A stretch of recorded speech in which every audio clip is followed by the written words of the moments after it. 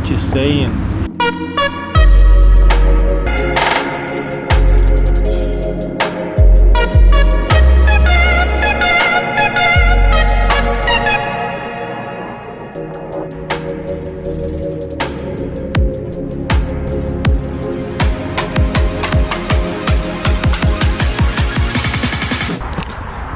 Welcome back everybody to a brand new video on the Dentist Saad channel. My name is Vichit Saad and today I thought I would do something a little bit different. It's a sunny day, I'm loving the weather, and I decided to do an FAQ. I asked you guys on Instagram to ask me some questions about studying, what studying abroad is like, and you guys sent in your questions. So let's go through them and I'll quickly answer some of the main recurring questions that come up. By the way, right now I'm chilling at Grebna Baza in Plovdiv. It's a beautiful lake sort of thing that we have here, and you can just come here whenever you have free time and enjoy the view. So let's get into question number one. Question number one was, what is your favorite thing about Bulgaria? Which was asked so many times that I had to put it as the first and the main question. So I think my favorite thing about studying and living in Bulgaria, mainly the weather. I've said this multiple times, the weather is amazing. During summer we have a lot of heat. You want to go to the beach, you want to relax outside, do summer activities, and in winter it's cold. You can go snowboarding, skiing, you can have snowball fights, build a snowman, you're fed up of snow, it's summer again. Then we have spring where there's Baba Marta. Obviously the weather goes a bit crazy, there's storms, there are windstorms, thunderstorms. One day it's raining, the other day it's snowing, then it's sunny. Yeah, so the weather is probably my favorite thing. And then there's just so many places to visit and so much nature to see. I don't think you could ever really get bored of a place like this.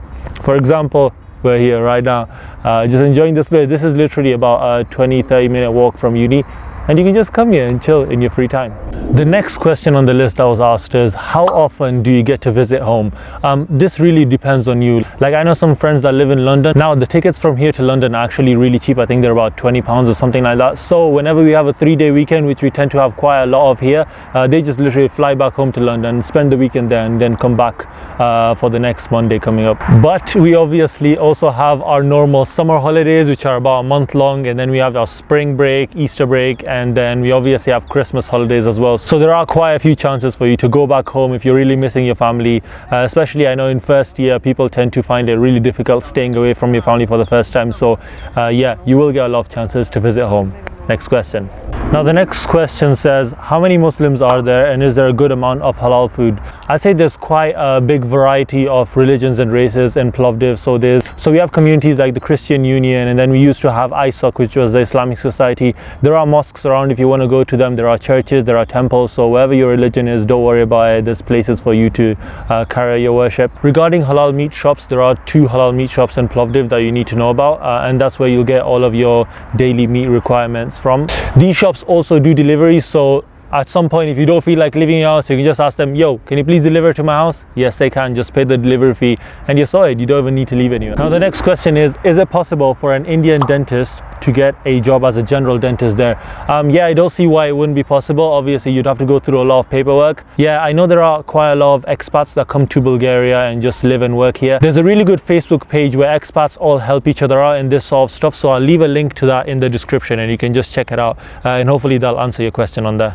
Damn, it's getting sunny out here. I don't know if you guys can see me properly anymore. So the next question is, do they relatively repeat everything in the sample papers? I'm guessing you're talking about the entrance exam. Now the entrance exam, the agency that you go through will give you some sample papers, but those sample papers aren't going to be exactly the same as the actual entrance exam. They're just questions that are similar in style, let's say, to the actual exam. So if you can do those questions, then just know that you will be able to do the entrance exam and pass it with good grades. By the way, if you are a student that's interested in studying abroad, drop me a message on my Instagram or my email. They are both linked in the description below and I can help you out with applying to Bulgaria.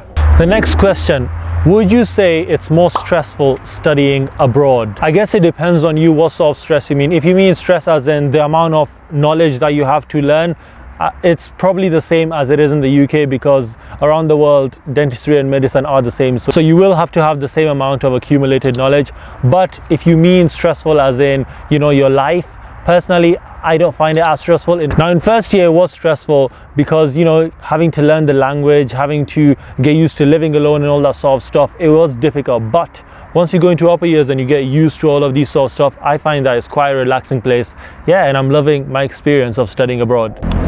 The next question is, what is the process of becoming a dentist in Bulgaria? So you do your 6 years of dental school, and at the end of it get your masters of dental medicine. After that you can get your diploma and then go back to the UK, get your GDC license, and then you spend a year doing training, but at the same time you're getting paid for this training, and then you finally get your proper job where you're getting paid as an actual dentist. Now the next question on the list is, what is the tuition fees like? The tuition fees in our university is 8,000 euros per year. We pay 4,000 euros each semester, so 4,000 in your first winter semester and then 4,000 for the summer semester. So it is split up, so you don't have to pay a whole bulk of money at one time. I know that is quite difficult for a lot of people. And then on top of that you have your own living expenses. So overall I'd say it adds up to around 14,000, 15,000 pounds a year.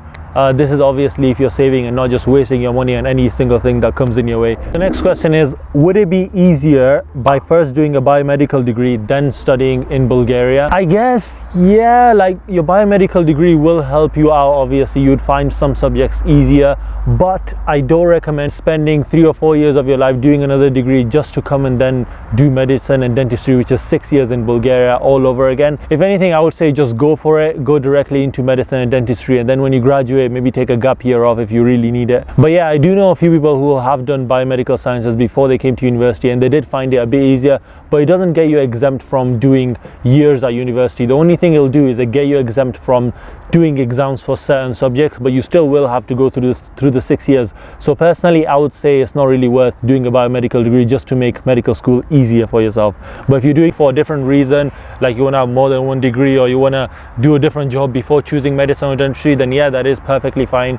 Go for it. It is up to you at the end of the day. Next question is, do a mad prank on Wacky and tag me in it.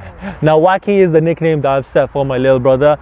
His name is actually Wakas. I have actually done a prank on him already, so if you haven't seen that, then I don't know what you're doing, mate. I did a prank where I spoke to him in Bulgarian for 24 hours, so if you haven't seen it, check it out right over there and enjoy the video.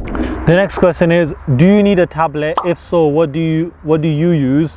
What are the main things needed for university in Plovdiv? I guess it depends on you, the type of notes that you want to take, but if you are going to buy a tablet, then I highly recommend getting one where you can use a pen, for example the iPad, so you can actually make handwriting notes on it, but at the same time you can also use Microsoft Teams, because just in case we still have online lessons. But yeah, I don't think you actually need it. It's just something more that will help you with your productivity. What kind of laptop do you suggest for med school? I would say it depends on what your purpose for the laptop is. Like if you want to do some sort of video editing, then yeah, you're going to need a much more higher power laptop. But if you want to do something as simple as just maybe watching videos or taking notes, then you won't need such a strong laptop. Obviously it's still better to have higher specs, because that means that it's less likely to crash or, you know, corrupt or anything like that. I'll leave the laptop that I use for my editing, for my studying, for everything in the description, so if you guys want to buy it, go ahead, and yeah, I'm sure you will enjoy it. After your many years that you have spent studying in Bulgaria, would you recommend Bulgaria? Yes, 100% I would recommend that you go and study in Bulgaria. Now why is that? Not only because of the amazing weather, the scenery you get, the places that you can visit, the culture that you're going to experience, but also because in our dental faculty we have some of the state-of-the-art facilities. Like we have a load of 3D oral scanners that we can use to work on our patients. Another thing about Bulgaria, it's a bit unfortunate, but the people here don't really care about their oral health as much as they should. But this is actually a good thing for us as dental students, because it means that we get to see way more cases and way more complicated cases in our clinics, which is going to prepare us for our future. So when we actually get a really difficult patient, we're going to be like, oh my god, I remember doing this as a student in Bulgaria, and that is really going to help us out. So I definitely think that the standard of education here is really high, and I'm really glad that I came here to study. And that will be it for today's video, guys. I really hope that you did enjoy it. I'm just gonna chill out here in the sunshine for a little bit more, enjoy the views. My name is Future Dentist Saad. Thank you for watching this video, and I'll see you guys in the next video.